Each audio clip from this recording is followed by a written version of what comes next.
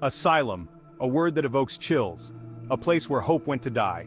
Join me tonight as we explore a site steeped in sorrow, shrouded in mystery, a place where the echoes of the past still scream. Cranbrook Mental Hospital, abandoned for decades, its patients forgotten, or so we thought. Locals whisper of shadows moving within. They speak of screams that pierce the night. Tonight we seek the truth. We're armed with the tools of the paranormal investigator, EMF readers, EVP recorders, and night vision cameras. Our goal to document any lingering presence, to hear the stories these walls hold captive. Before we enter, remember to hit that like button and subscribe for more chilling explorations. Now let's step into the darkness.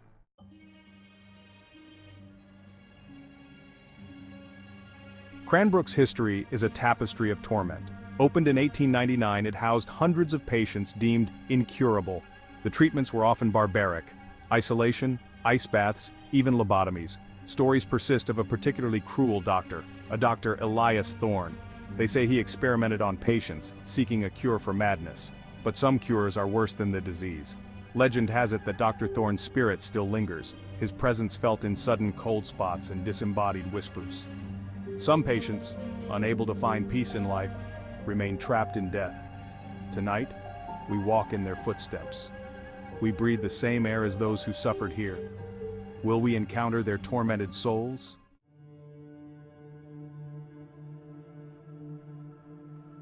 Stepping inside Cranbrook is like stepping back in time. The air is heavy, thick with the dust of decay and the weight of suffering. Every chipped paint, every broken window whispers a tale of despair. Patients scratched messages into the walls, desperate pleas for help that went unanswered.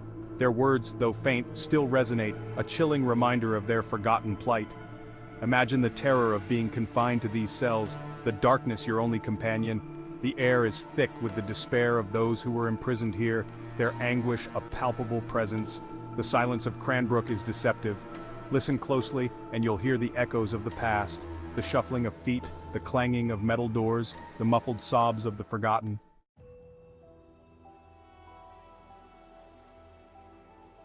Dr. Thorne, the asylum's head physician, casts a long shadow over Cranbrook. A man of science, some say he was obsessed with unlocking the secrets of the human mind. But his methods were unorthodox, often cruel. Thorne believed that madness was a physical ailment, a defect to be cut away. He performed countless lobotomies, claiming to free his patients from their demons, but many never recovered. Whispers tell of patients begging for mercy as Thorne approached with his instruments. They say his spirit still haunts these halls, seeking redemption for his sins, or perhaps continuing his twisted work. This office, once a place of power and authority, now stands as a chilling reminder of Thorne's legacy. The air is heavy with his presence, a suffocating feeling of being watched, judged.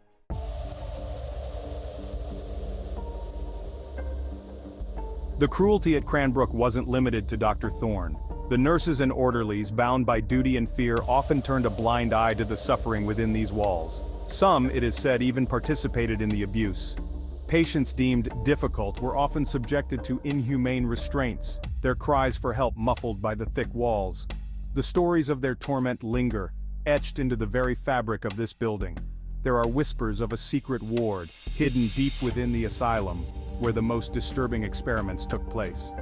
Patients vanished without a trace, their fates unknown, their screams forever silenced. Tonight, we venture into the heart of Cranbrook, seeking to uncover the truth behind these whispers. We are the voice for the voiceless, shining a light on the darkness that has festered here for far too long.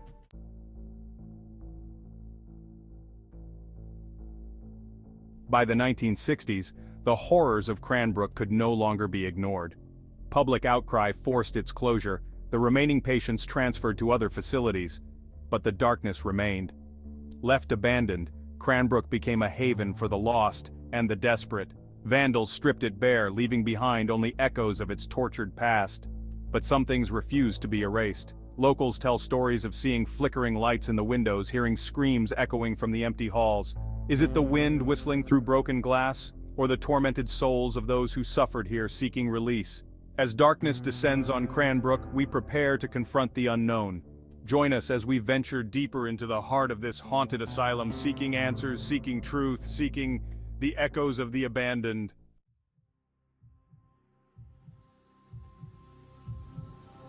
Night has fallen on Cranbrook. The veil between our world and the next wears thin. We're about to step inside, equipped not with weapons but with the courage to face the unknown. The temperature has dropped significantly. You can feel the chill in the air, a bone-deep coldness that seems to seep from the very ground itself.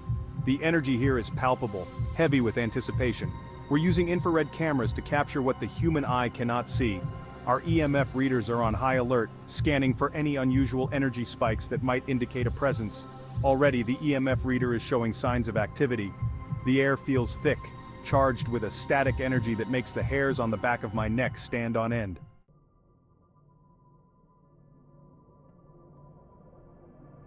We're standing in what was once the main hallway of Cranbrook. Imagine the footsteps, the voices, the cries for help that once echoed through these halls. Now, only silence reigns. 3 a.m., the witching hour, the time when the veil between worlds is said to be thinnest. It's no coincidence that many paranormal events are reported during this time. The air is heavy with the smell of decay, dust, and something else. Something metallic, like old blood. The silence is broken only by the sound of our own breathing and the creaking of the buildings settling around us. Did you see that? A shadow, just at the edge of the light. We're not alone here. Something is watching us.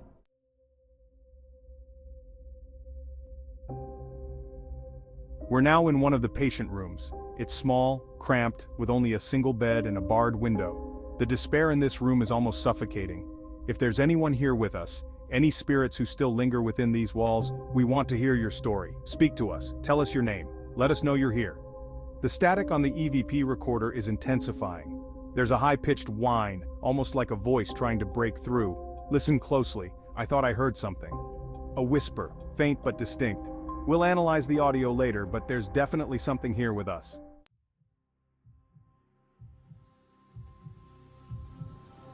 This room is freezing.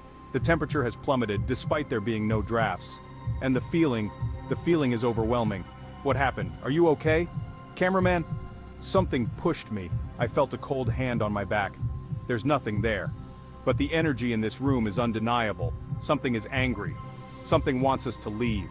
We're going to take a break, review the footage we've captured so far. The energy here is intense, and we need to be cautious. But we're not done yet. We're just getting started.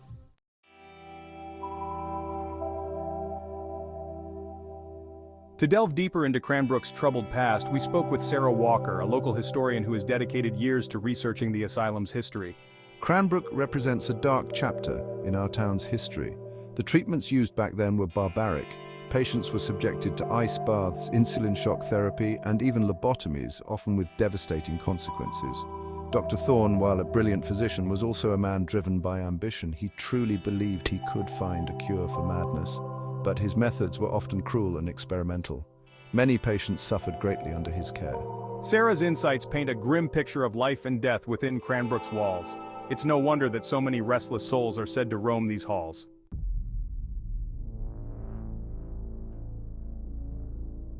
We also sought the expertise of Mark Sterling, a renowned paranormal investigator with over 20 years of experience investigating haunted locations. Asylums are often hotspots for paranormal activity. They were places of immense suffering, where people died alone and forgotten. Their energy, their pain, it can linger. We use a variety of tools to communicate with the other side. EVP recorders to capture disembodied voices, EMF readers to detect energy fluctuations, and infrared cameras to see what the naked eye cannot. Mark's experience and knowledge of the paranormal lend credibility to our investigation. He approaches the unknown with respect and a desire to understand, not exploit, the spirits that may reside here.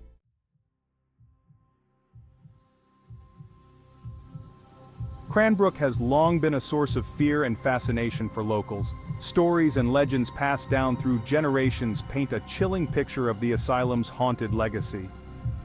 They say a nurse, driven mad by the suffering she witnessed, took her own life within these walls. Now, her spirit, dressed in white, wanders the halls, searching for peace she never found in life. My grandfather worked at the asylum as an orderly. He told stories of strange noises, objects moving on their own, and patients claiming to see shadowy figures. He said it was a place of true evil. Whether you believe in ghosts or not, the stories surrounding Cranbrook are undeniable. They are a testament to the power of place, the enduring impact of trauma, and the possibility that some stories, some secrets, refuse to stay buried.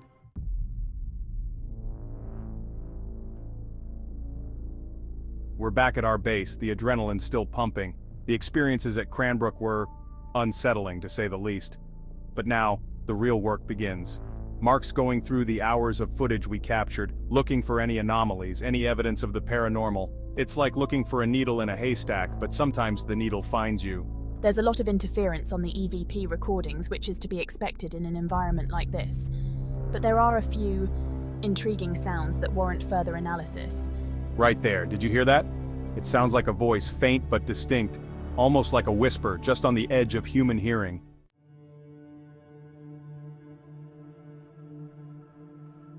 Mark's using specialized software to filter out background noise and enhance the audio. It's amazing what technology can reveal when it comes to the paranormal. Listen carefully.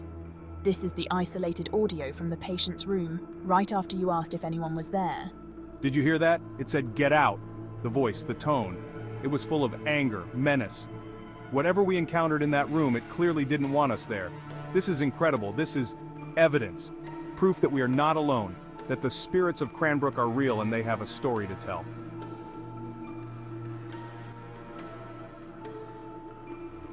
Remember when our cameraman felt a cold hand on his back, pushing him? We caught something remarkable on camera. Look closely, right there. A hand, almost invisible to the naked eye, but clearly visible on the infrared camera. It emerges from thin air, pushes our cameraman, and then vanishes. This is undeniable proof that something paranormal occurred in that room. Something touched him. Something wanted him gone. The evidence speaks for itself. The voices on the EVP recordings, the physical contact, the overwhelming sense of dread. Cranbrook is truly a haunted place, a repository of pain, sorrow, and restless spirits.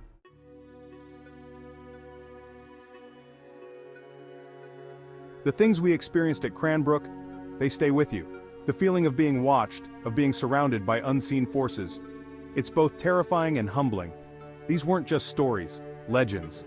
These were real people who suffered, who died within these walls. Their pain, their anguish, it's palpable. It seeps into your very bones. We went to Cranbrook seeking answers, seeking evidence, and we found it. More than we ever could have imagined. We found proof that death is not the end, that some stories refuse to be silenced, but there's still so much we don't know. Who are these spirits? What do they want? And why are they trapped here in this place of sorrow?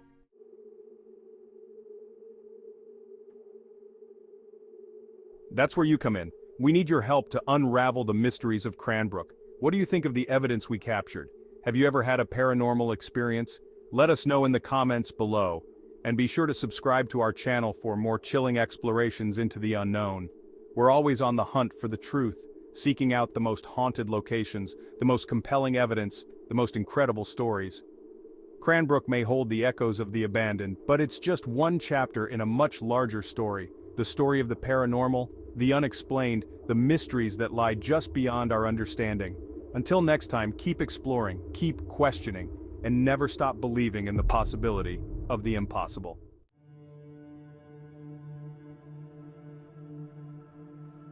The sun rises on Cranbrook, casting long shadows that stretch like fingers reaching out from the past. But the darkness lingers. It's in the walls, in the air, in the very ground itself. We went into Cranbrook seeking answers, seeking evidence of the paranormal. What we found was more disturbing, more profound than we could have imagined. We found the echoes of suffering, the remnants of lives lost and forgotten.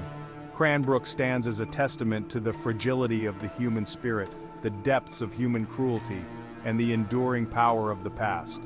It's a reminder that some wounds run deeper than flesh and bone, that some scars never truly heal.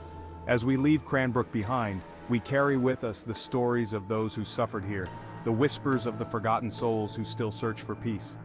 Their echoes linger, reminding us that some doors, once opened, can never be truly closed.